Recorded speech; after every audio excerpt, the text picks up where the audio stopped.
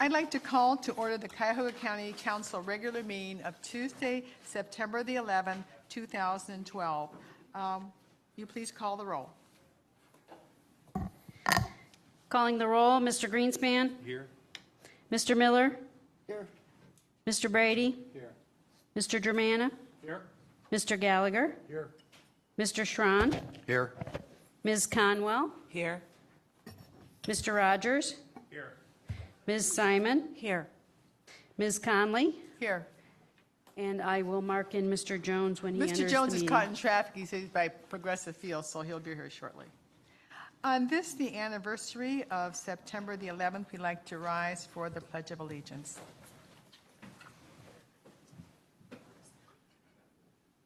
I pledge allegiance to the flag of the United States of America and to the republic for which it stands, one nation, under God, indivisible, with liberty and justice for all.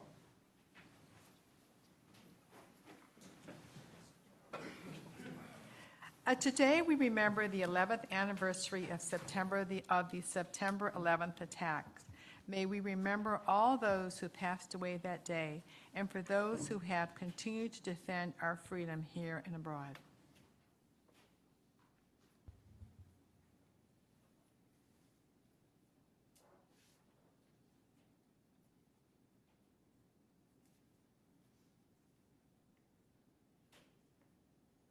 Item 12 is public comment related to the agenda. Has anyone signed in for public comment? Yes, Madam President, Mr. Laurie Suggs has signed in to speak. Mr. Soggs? You come up and you have 3 minutes. You come to the microphone, give us your name, and you have 3 minutes.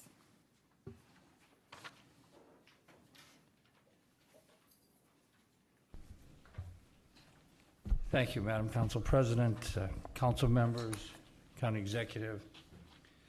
My name is Laurie Soggs. I'm the Executive Secretary of the Cleveland Building and Construction Trades Council. And I know under consideration today is the County Kitchen Project Labor Agreement. And I rise to speak in behalf of that project and the pre-OLA for that project.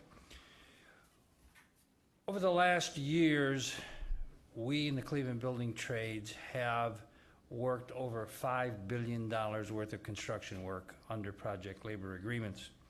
Every large project around you, Justice Center, jailhouse within where we're housed now, where we're situated now, and so many lakefront properties been done under project labor agreements. They're clearly the way to do a big project when skilled trades are necessary, among other very important issues.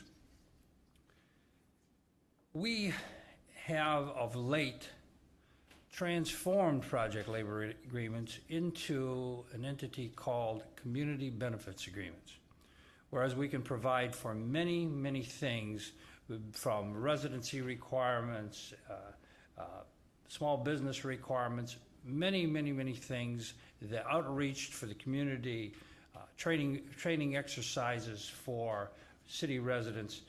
And they all have been contained in our new community benefits agreement. One was done at the Cleveland Stadium, or the casino, most recently, also Cuyahoga Community College.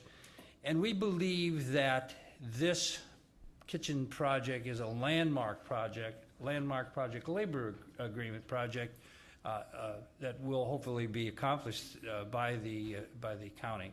And that will then give rise to the language for future projects that would fall under the mantle of community benefits agreements. Also, the county has recently agreed to be one of the first 2 emerald counties in the United States. And I was here a number of meetings ago when you approved it. Mr. Rogers and others were very, very instrumental in bringing that to be. There are many retrofit projects that are ahead of us that have certainly been through your assessments, and we plan to go ahead with working them under Emerald Cities, or in this case, Emerald County. And again, the project labor agreement, the nuts and bolts that we can put into those agreements. Finally, and I know my time is short, the we can, through this project labor agreement, ensure that the work goes to local people, not what we saw in the debacle at Cleveland State University. But thank you so much for your time. I appreciate it, and I am available for any questions anybody might have. Thank you very much. Thank you. Perfect timing. Did anyone else sign in for public comment? Madam President, no one else has signed in to speak. The minutes for the meeting of meeting of the Committee of the Whole of August 28th, 2012 have been circulated. Can we do these individually, or must we do these individually? The minutes of all the meetings of August 28th are in your packet. If everyone has had an opportunity to review those minutes from the Committee of the Whole, the work session, the regular meeting, I'll entertain a motion to adopt the approval of those minutes. Moved by Ms. Conwell and seconded by Mr. Brady. Any discussion? All those in favor indicate by saying aye. Aye. Opposed? All right, the minutes are approved. The only comment I have for this meeting is that I got a notice from the Cleveland Metropolitan Bar Association in connection with the Cuyahoga County Board of Elections and our Cuyahoga County Library in the Plain Deer. There is a forum on election law tomorrow night at the Board of Elections, which is located at 2925 Euclid Avenue. It starts at 7 p.m. until 8:30, and it is a panelist, Jane Platten, members of the Board of Elections, and professor from Case Western Reserve. We'll talk about the laws governing your right to vote, where these laws came from, and a variety of subjects, and is sponsored and open and free and open to the public, and we would encourage persons to attend. Mr. Fitzgerald, did you have comments to this evening? I do. Thank you very much, Madam President. I have four topics to mention.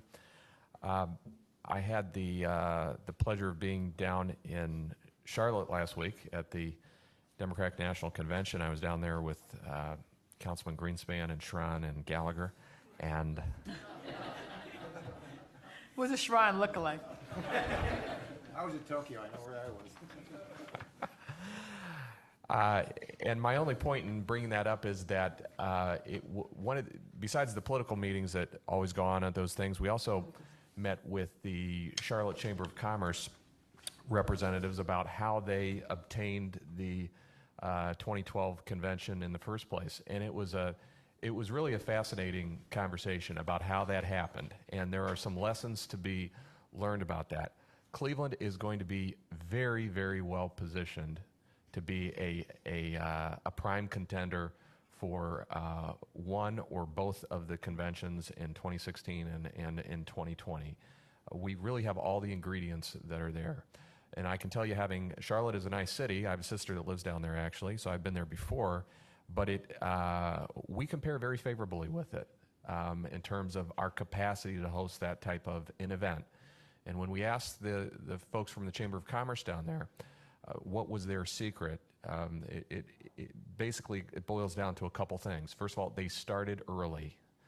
They formed a broad coalition between the private sector and the public sector. And they used it as a way not just to get the conventions, but as a way to focus their marketing efforts for the greater Charlotte area. So whether or not we would even be successful or not, which I hope that we would be, and I think we'd have every expectation that we would be, I just think the enterprise in itself to go after it, I think, is a way for us to focus our efforts on how we market the greater Cleveland area. And I think we have a fabulous chance. We were one of 4 finalists for the Democratic National Convention this year without really even asking to be, because of the political prominence of Ohio. So we've already had some discussions with the city of Cleveland about this, but we're basically going to take that advice, I think, and I would invite the council to participate in that with me, because it really requires that kind of broad coalition, and I'm very optimistic about it.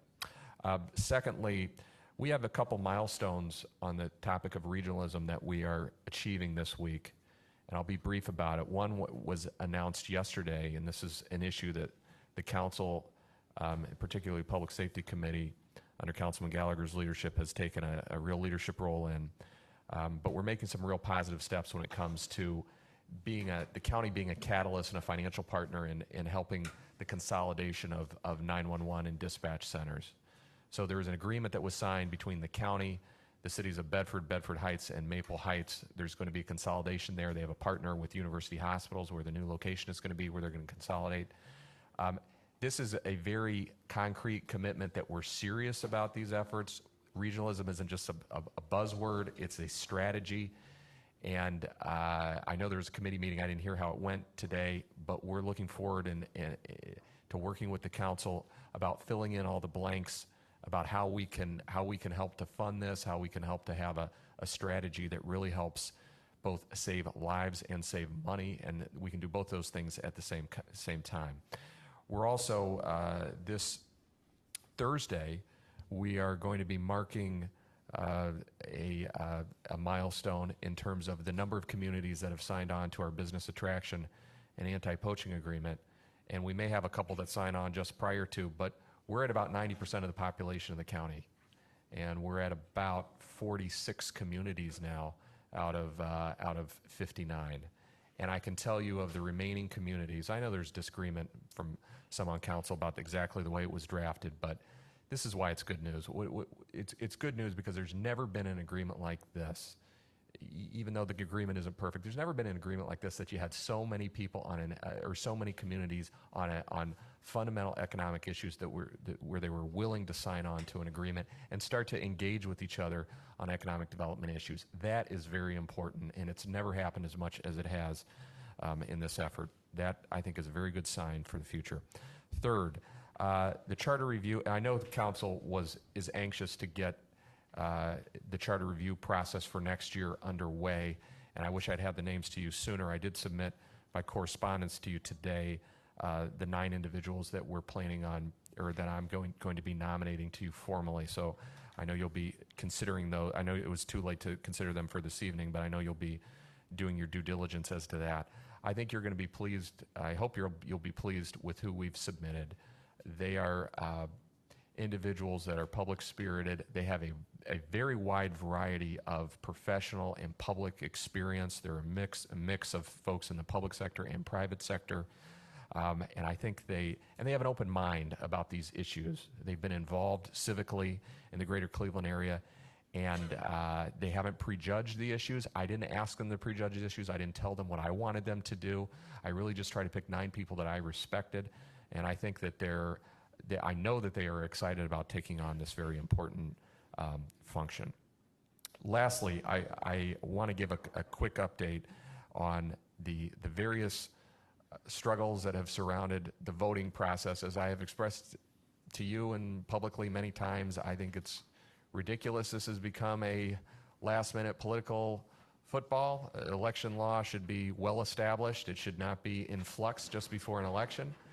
But there are 3 issues now where, and I just think this is noteworthy. Cuyahoga County, of all the counties in Ohio, has taken a leadership role in each of these 3 disputes. The first one was vote by mail, which the council had the guts to approve the funds for, which led to the compromise that we reached with the Secretary of State's office last year, which led to the vote by mail applications that most of you probably received in the last week or so, not just for Cuyahoga County, but statewide.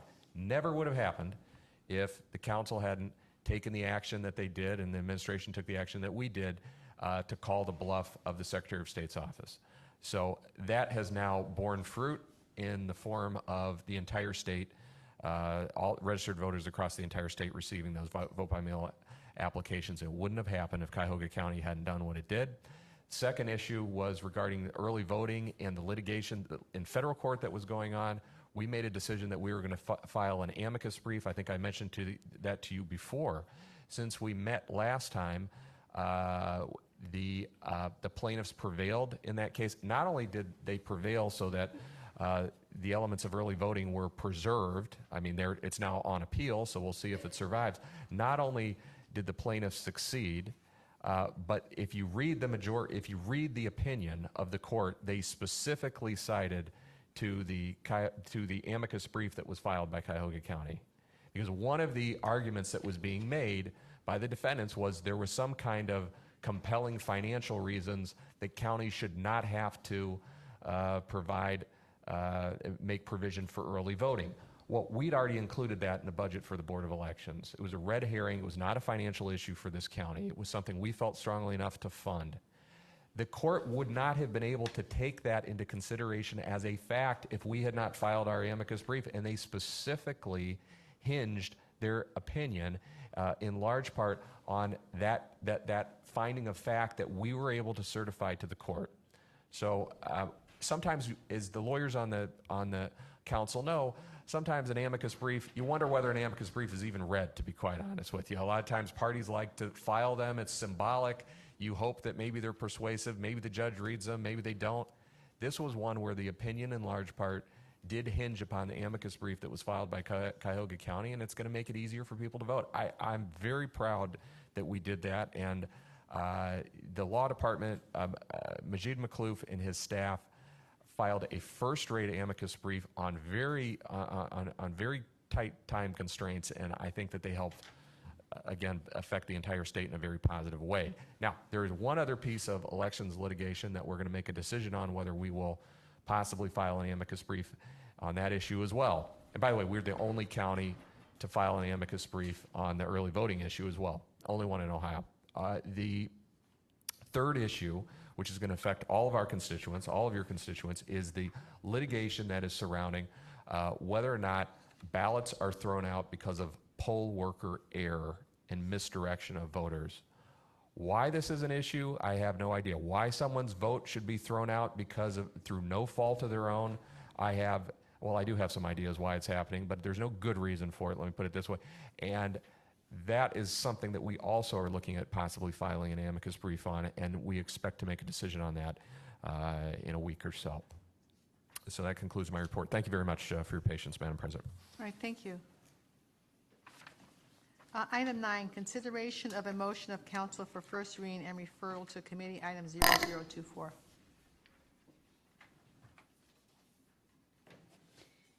Madam Chair, I'd like to recognize that Councilman Jones has entered the meeting. Mr. Jones didn't read the article in the Plain Deal this morning about the intersection of Carnegie and Ontario. Motion number 2012-0024, a motion confirming the county executive's appointment of individuals to serve on the Alcohol, Drug Addiction, and Mental Health Services Board of Cuyahoga County, and declaring the necessity that this motion become immediately effective. Those individuals are Stephanie J. Falkreek, Mary O. Boyle, William J. Tobin, and Elsie Carabello. These matters referred to the Human Resource Committee. Item 10, committee report and consideration of an ordinance of council for second reading. Ordinance number 2012-0022, an ordinance designating an additional 5% of all collections of delinquent real property, personal property, and manufactured and mobile home taxes and assessments to be deposited in the delinquent tax and assessment collection fund, and appropriating such amount to the use of the Cuyahoga County Land Reutilization Corporation. This matter is on for second reading and will be, after it's been read into the record, and will be on for third reading for September 25th. I see Mr. Frangos is here. I don't believe there's any comment to be made, but it's on for second reading. Okay, so we'll hear it on the 25th. Item 11, consideration of resolutions for first reading adoption under suspension of the rules. And we ask for a motion for a suspension of the rules and all of Rule 9D and 12A. However, after I ask for that motion, before we vote on that, I'm going to ask for an explanation from the law department as to why we should be suspending the rules. So is there a motion to suspend the rules? Madam President, that we suspend the rules. Second. All right, it's been moved and seconded that we suspend the rules. These are three items that relate to the real estate transfers. One is the appropriation of transfer of funds. One is the consideration of a contract for a title company. And one is the contract for legal services. And our rules require that we have three readings and refer these matters to committee. However, we did have a committee meeting last week before the Properties Committee. It was not based on a referral. We just had a discussion with the law department here in a public meeting. And I'd like to call on the law director so that he could explain to council what exigent circumstances exist as to why we should pass these three large budget items under suspension of the rules before we call for a vote. Thank you very much, Madam President, members of council. The two items are basically the selection of the outside legal counsel and the title work, none of which actually reaches the threshold for council approval. They're under the $500,000 that the Board of Control could approve. But we wanted all of those with the council president's request to come through council, and that's how they ended up coming to council. We ended up actually having a hearing on this as if it had gone for first reading and a committee, but we just expedited the hearing. The hearing happened last week before the full council meeting. We had the committee meeting last week, and so they were heard, and now they're fully before the council committee, before the full council. The exigency of this is obviously we have the proposals coming in on September 14, and it was a long process, obviously. Let's slow that down, because I'm not sure everybody understands, because Sure. I've been on the loop in this, so. Yeah, the proposals for the real property consolidation actually are due on September 14, which is this Friday. So we wanted to make sure that the outside legal counsel is already on board when the proposals are coming in, when there is evaluation of the proposals, that happens, that they're on board for the evaluation process. And number two, a lot of the properties have some complex title history, so we wanted to make sure that the title companies are engaged and are doing all the examinations that they need to do so that we don't delay the process because of the title work. So are there any questions of the law director? So the issue is, do you feel these are sufficiently exigent circumstances to suspend the rules and vote on these items without having a second and third readings and a referral to committee?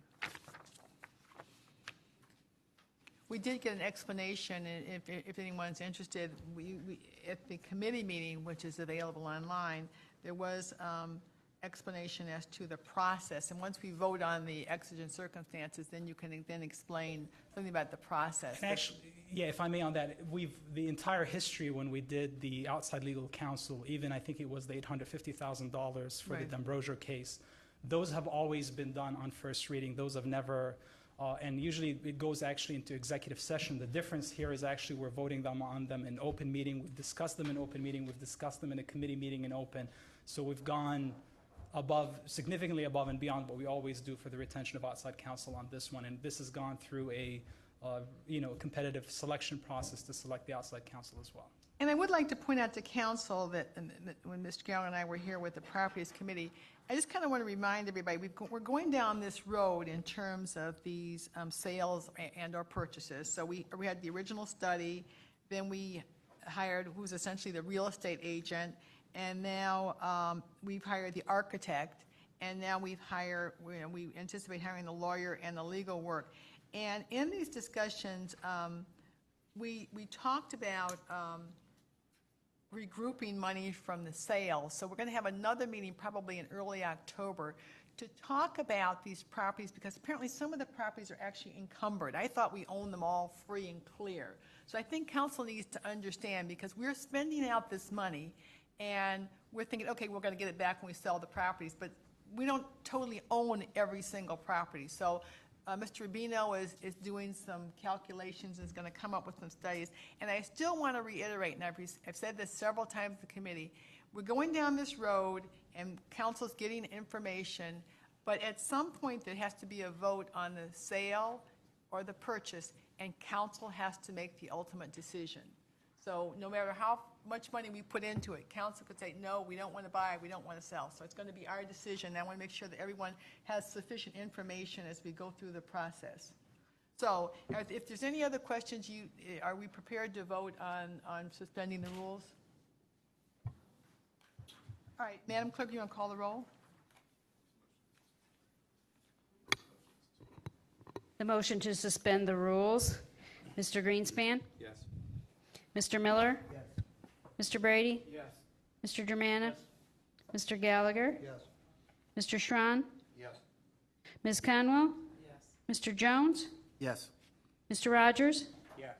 Ms. Simon? Yes. Ms. Conley? Yes. Motion carries. All right, the rules are suspended. Okay, you ready to go Do you want me for it? Is there any other questions about the, maybe just going to give a general Do explanation? you want me, I was going to say, I Yeah. waited here if you wanted me to explain Yeah, both. just give a general explanation again. We had the committee meeting on, but I'll explain very quickly. The one is the retention of the outside counsel, and the other one is the title companies for the work. We did an RFQ for both to retain the title companies. We were going to qualify a number of title companies and to retain the outside counsel. On the title companies, it's very important for council to understand that there are a number of expenses that come up with the title work that you need on a transaction, but those are fixed by the Ohio Department of Insurance. So there is no negotiation on them. Every title company is going to be the exact same cost, and that is the premium on the title insurance. The actual cost of purchasing the title insurance, that is decided in the purchase sale agreement, and it comes out of the closing. Sometimes the buyer pays the price, sometimes it's divided half and half between the buyer and the seller. So we're not voting today on approving the cost for the title insurance premium, because that will come when the deal itself is approved. That's just part of the transaction that's fixed by Ohio law. There's not much we can do about that. With respect to the other expenses that come up with title examinations, usually there is title examination search fees, wire fees, all of that stuff. Both selected companies agreed to 100% waive all of their fees, that they're taking the risk. Only if a sale were to close, they would get paid the title insurance premium out of that sale, with one exception being that if the title company were to issue a title commitment, there is a fee fixed by the Ohio Department of Insurance. It's $50. It's a fixed fee. And obviously, if we were to go to a transaction, it falls apart for some reason, then we would have to pay them the $50 on that fee. The two highest rated firms that scored the highest were Chicago Title Insurance and First American, and these both are underwriters, and they're the preeminent title companies in town. For the outside legal services, we also got 7 proposals for that, and the firm that scored the highest is Tucker Ellis. And part of the examination, actually, the scoring was the issue of the bond counsel, the ability to defease the bonds that are tied to the properties. And we had a number of questions about it, an explanation at the committee hearing. So is there any other questions about this, about the process? Okay, so we got to go through and read each one of these. Thank you. All right. Item 0179. Resolution number 2012-0179, a resolution amending the 2012-2013 biennial operating budget for 2012 by providing for additional fiscal appropriations from the general fund and other funding sources, for appropriation transfers between budget accounts, and for cash transfers between budgetary funds in order to meet the budgetary needs of various county departments, offices, and agencies, and declaring the necessity that this resolution become immediately effective. Move to adopt. Moved by Mr. Miller and seconded by Mr. Jemana. Are there any questions or any discussion? Mr. Madam Miller. President, this is a routine biweekly financial resolution of appropriations and transfers, a lot of it for major construction projects. It does contain 2 items of note. One is $450,000 for the legal contract for the property consolidation just alluded to. And the second thing is that it transfers $1,075,000 from the general fund's automated reserve to a IT capital projects operating account so that we can begin the process of the IT upgrades that we envisioned in the IT strategic plan, and the specific items that are to be included in that $1,075,000 were included in the backup material for this item. Thank you. Okay, thank you. All right, any other questions or discussions? All those in favor indicate by saying aye. Aye. Opposed? The ayes have it. Item 0180. Resolution number 2012-0180, a resolution making awards on RFQ 24937 to various title insurance companies in connection with the Cuyahoga County Real Estate Property Portfolio Consolidation Project, authorizing the county executive or director of law to execute the contracts and all other documents consistent with said awards and this resolution, and declaring the necessity that this resolution become immediately effective. The 2 companies are Chicago Title Insurance Company and First American Title Insurance Company. Move to adopt. Second. All right, moved by Mr. Schrein and seconded by Gallagher. All right, any discussion on this? All those in favor indicate by saying aye. Aye. Opposed? The ayes have it. Item 0181. Resolution number 2012-0181, a resolution making an award on request for qualifications 24674 to Tucker Ellis in the amount not to exceed $450,000 for outside legal services in connection with the Cuyahoga County Real Estate Property Portfolio Consolidation Project, directing the Cuyahoga County Prosecutor to file an application with the Court of Common Pleas for said retention in accordance with Ohio Revised Code, Section 305.14.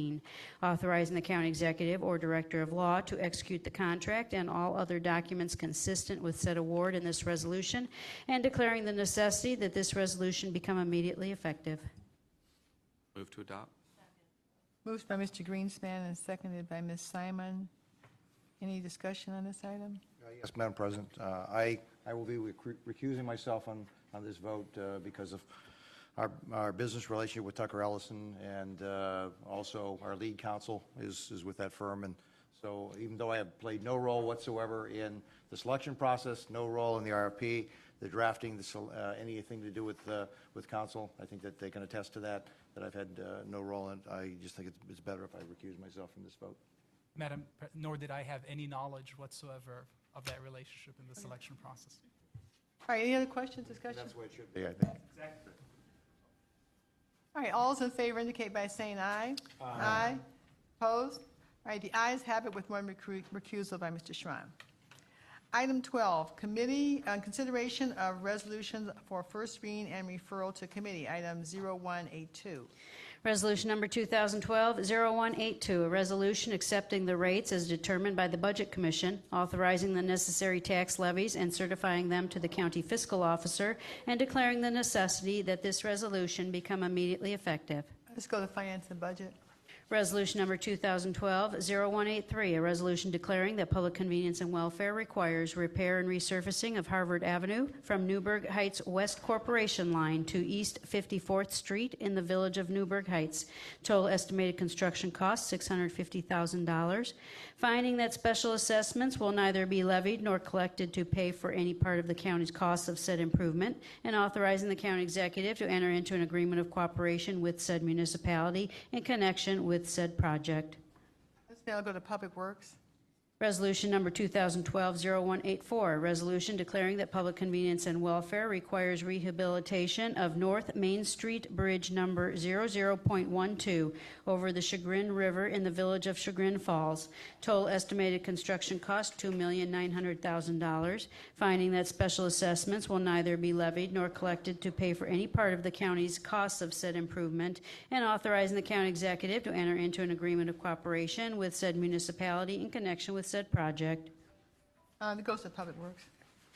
Resolution number 2012-0185, a resolution declaring that public convenience and welfare requires resurfacing of Sprague Road from Broadview Road to State Road in the cities of Broadview Heights, North Royalton, and Parma. Total estimated construction cost, $1,550,000. Finding that special assessments will neither be levied nor collected to pay for any part of the county's costs of said improvement, and authorizing the county executive to enter into agreements of cooperation with said municipalities in connection with said project. It goes to public works. Resolution number 2012-0186, a resolution granting above-ground and underground standard easements for electric facilities to City of Cleveland for installing, constructing, reconstructing, operating, supplementing, repairing, maintaining, relocating, removing, and renewing underground electric lines consisting of cable, ducts, conduits, fixtures, equipment, and appliances, and such other underground electric facilities as are deemed necessary or convenient for the purpose of distributing electricity located on or above certain property located on the eastern side of and below the Brooklyn-Brighton Bridge, West 25th Street, abutting Old Pearl Road, Cleveland, permanent parcel numbers 014240009 and 014239999, and authorizing the county executive to execute all documents required in connection with said easements and consistent with this resolution. Let's now go to public works. Resolution number 2012-0187, a resolution making an award on requisition number 24597 to Endpoint Technologies Sales Incorporated in the amount not to exceed $3,577,071.15 for a Microsoft Enterprise Agreement for products and services for the period June 30th, 2012 through June 29th, 2017, and authorizing the county executive to execute the contract and all other documents consistent with said award and this resolution. Let's go to Finance and Budget.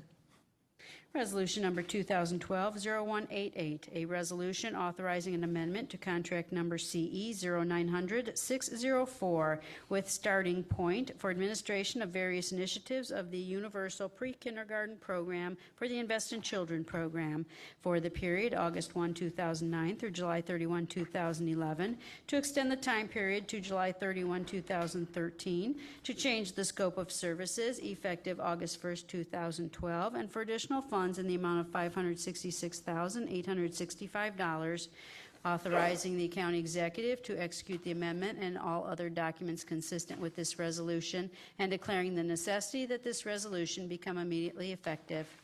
Go to Health and Human Services.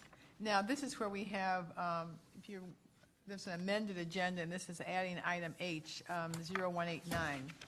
Resolution number 2012-0189, a resolution making an award on requisition number 22640 to Brigadier Construction Services in the amount of $6,444,000 for the Cuyahoga County Correction Center Jail Kitchen Renovation Project, authorizing the county executive to execute the contract and all other documents consistent with said award in this resolution, and declaring the necessity that this resolution become immediately effective. This matter will be referred to the Public Safety Committee, and there will be a hearing on this on Tuesday, this coming Tuesday, at 11 o'clock, Mr. Gallagher. And the item, the legislation has been passed out. It wasn't in your package. Item 13, committee reports and consideration of resolutions for second reading under suspension of the rules. Is there a motion to suspend the rules under Rule 9D?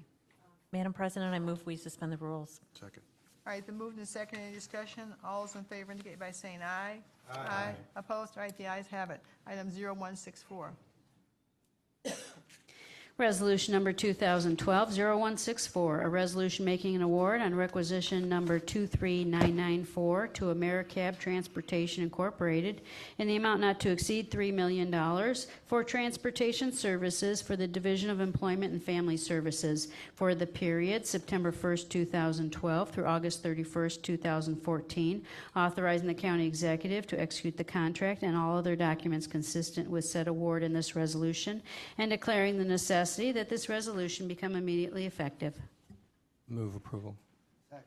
Moved by Mr. Brady and seconded by Mr. Miller. This matter was heard in Mr. Brady's committee. Any discussion or comment? Yes, Madam Chairperson. This two-year award provides non-emergency transportation services on a monthly basis to and from Medicaid facilities and for approximately 400 employment and family service clients who are undergoing dialysis, chemotherapy, and radiation therapy. The funding is 100% Medicaid funding. All right, any other discussion? All right, all those in favor indicate by saying aye. Aye. Opposed? The ayes have it. Item 0173. Resolution number 2012-0173, a resolution making an award on requisition number 24294 to Terrace Construction Company Incorporated in the amount not to exceed $6,957,014.80 for improvement of East 105th Street, Martin Luther King Drive intersection in the city of Cleveland, and authorizing the county executive to execute the contract and all other documents consistent with said award and this resolution. Move to adopt. Moved by Mr. Jones and seconded by Mr. Germana. Any discussion on this? Madam President, this is a nearly $7 million project, resurfacing of an intersection at MLK and East 105th Street. And that's roughly a block and a half north of Cleveland Clinic. It's adjacent to the VA Wade Park, Lou Stokes VA Wade Park facility, and the Cleveland Museum of Art, so the Art District. So it's an area that's very congested. heavily trafficked. It can be confusing for visitors, and this reconfiguring of this road will create a 4-lane intersection, create 3 different signal points, and in a sense, just make this intersection a much safer intersection for the residents, for the business district, and just for those visiting and traveling this area. Okay, any other discussion? All right, all those in favor indicate by saying aye. Aye. Opposed? The ayes have it. Item 0175. Resolution number 2012-0175, a resolution making awards on requisition number 23133 to various providers for universal pre-kindergarten services for the period August 1st, 2012 through July 31st, 2013, authorizing the county executive to execute the contracts and all other documents consistent with said awards in this resolution, and declaring the necessity that this resolution become immediately effective for the agencies and in the amounts not to exceed as printed on the agenda, items 13C 1 through 30. Second. Moved by Mr. Brady and seconded by Mr. Gallagher. Any discussion on this? Madam Chairperson, these awards provide over $3 million in funding for the Universal Pre-Kindergarten Program for 3 to 5-year-olds enrolled in eligible child care, preschool, or family home care centers. The funding supports high-quality services designed to ensure that children are ready for kindergarten. The awards are being made to 30 different sites after completion of an RFP and a review process that included more than 50 sites across the county. It's 90% Health and Human Service levy funds and 10% from the Gun Foundation. All right, any other question, discussion? All those in favor indicate by saying aye. Aye. Opposed? The ayes have it. Item 0176. Number 2012-0176, a resolution authorizing various contracts with the Salvation Army of Greater Cleveland in connection with the fiscal year 2011 Continuum of Care Homeless Assistance Grant Programs and the McKinney-Vento Homeless Assistance Act, authorizing the county executive to execute the contracts and all other documents consistent with this resolution, and declaring the necessity that this resolution become immediately effective for the programs in the amounts not to exceed and for the time periods as listed on the agenda, items 13D 1 and 2. Move approval. Moved by Mr. Brady and seconded by Mr. Rogers. Any discussion on this item? Yes, Madam Chairperson, this past program provides stable short-term housing, assistance with funding employment, and permanent housing for homeless men. It's 100% a federal grant. Any discussion, questions? All those in favor indicate by saying aye. Aye. Opposed? The ayes have it. Item 0177. Resolution number 2012-0177, a resolution authorizing a contract with Emerald Development and Economic Network Incorporated in the amount not to exceed $1,464,552 for the Shelter Plus Care Tenant-Based Rental Assistance Program in connection with the McKinney-Vento Homeless Assistance Act for the period August 1, 2012 through July 31, 2013, authorizing the county executive to execute the contract and all other documents consistent with this resolution, and declaring the necessity that this resolution become immediately effective. Approval. Moved by Mr. Brady and seconded by Ms. Conwell. Any discussion on this? Madam Chairperson? Yes. This contract is a 100% federally grant-funded, provides annual rental assistance for 180 disabled, formerly homeless persons, in a program that provides supportive services and promotes independent living. All right, any discussion? All those in favor indicate by saying aye. Aye. Opposed? The ayes have it. Item 0178. Resolution number 2012-0178, a resolution authorizing amendments to contracts with various providers for placement services for the period October 1, 2011 through June 30, 2012, to extend the time period to December 31, 2013, and for additional funds, authorizing the county executive to execute the amendments and all other documents consistent with this resolution, and declaring the necessity that this resolution become immediately effective for the contract numbers, the providers, and in the amounts not to exceed as printed on the agenda, items 13F 1 and 2. Move approval. Moved by Mr. Brady and seconded by Ms. Conwell. Any discussion? Madam Chairperson, these amendments add to the previously approved Children and Family Services amendments, funded 100% by Health and Human Service levies. These contracts provide foster care, residential care, independent living, group homes, shelter care, and day treatment services. Any other questions, discussion? All those in favor indicate by saying aye. Item 14, consideration of ordinances for first reading and referral to committee.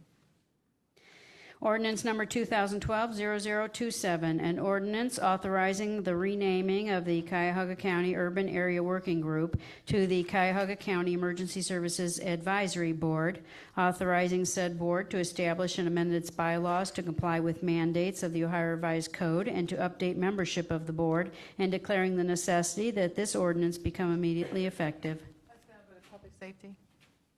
Are you going to hear this on this coming Tuesday? We will. Okay. Item 0028. Ordinance number 2012-0028, an ordinance authorizing the renaming of the Cuyahoga County Regional Information System to the Cuyahoga County Regional Enterprise Data Sharing System, authorizing said board to establish and amend its bylaws to comply with mandates of the Ohio Revised Code and to update membership of the board, and declaring the necessity that this ordinance become immediately effective. Let's go to public safety. Item 15, committee reports and consideration of ordinances for second reading under suspension of the rules. We need a motion to suspend Rule 9D. Move we suspend the rules. Moved by Ms. Simon and seconded by Mr. Rogers. Any discussion on suspension of the rules? All those in favor indicate by saying aye. Aye. Opposed? All right, the rules are suspended. Item 0023. Ordinance number 2012-0023, an ordinance providing for adoption of various changes to the Cuyahoga County non-bargaining classification plan and declaring the necessity that this ordinance become immediately effective. Madam Chair. Are you moving? Yes. Ms. Conwell, moved by Ms. Second by Mr. Miller. Ms. Conwell? Madam Chair, both ordinances impact one another, and it was explained to the Human Resources Appointments and Equity Committee that they go hand in hand. So if I may ask for Director Harrer and/or Sheriff Reed to explain the nature of importance to move these ordinances before 3 readings. Good afternoon, council members. Elise Harrer, Director of HR for Cuyahoga County. Before you tonight, you have 2 ordinances.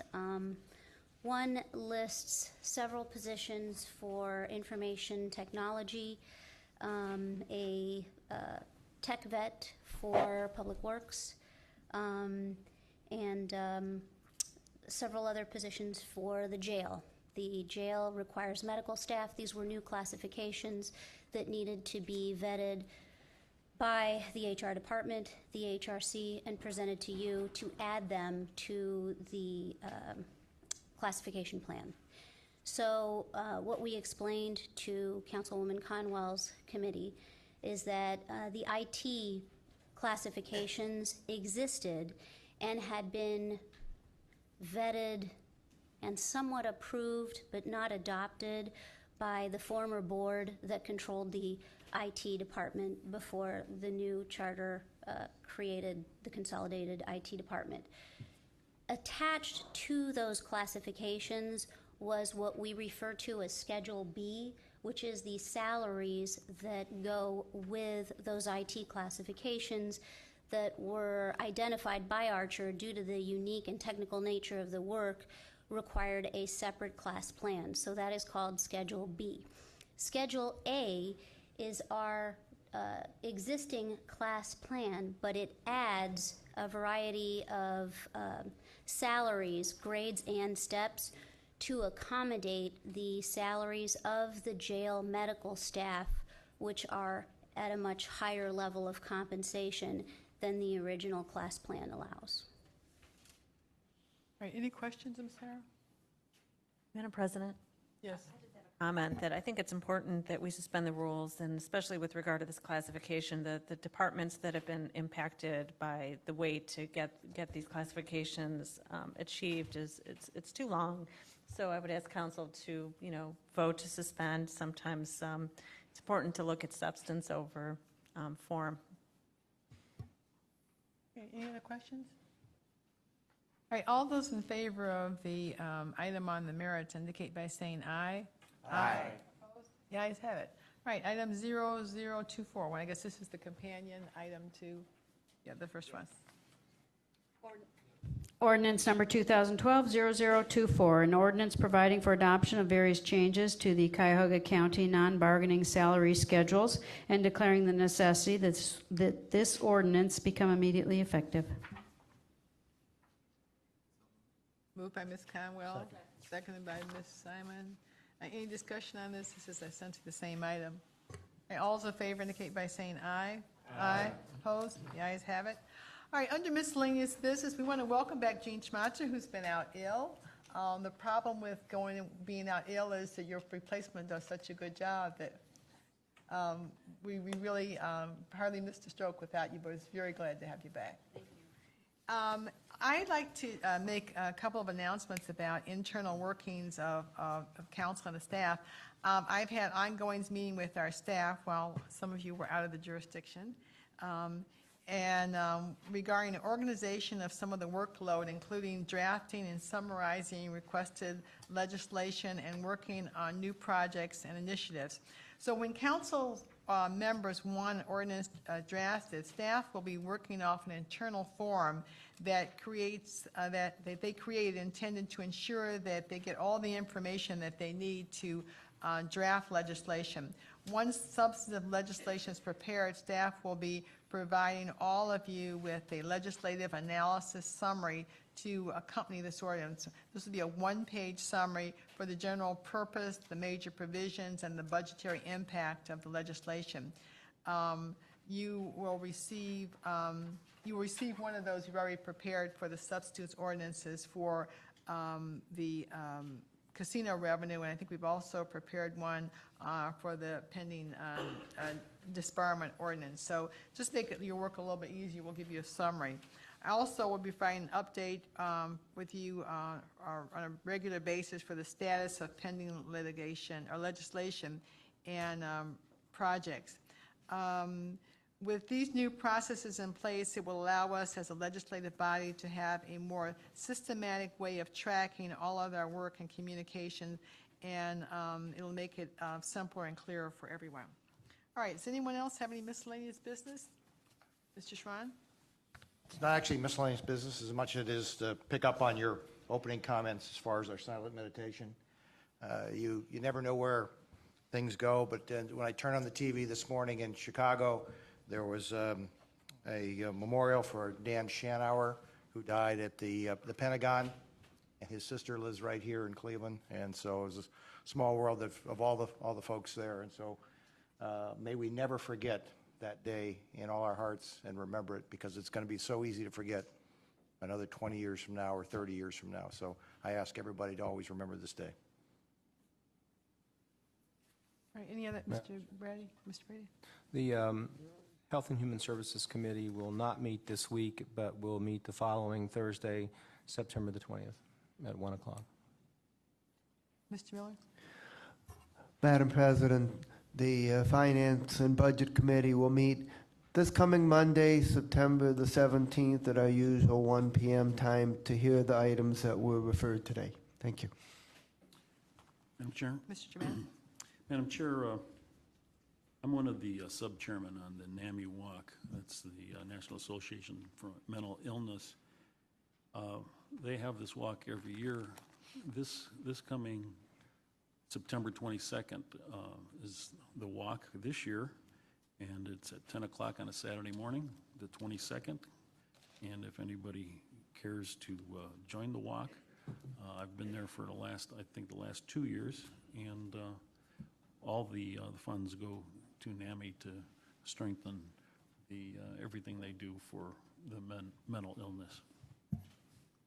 Madam Chair, the Human Resources Appointment and Equity Committee will also meet on September 20th at 10 a.m.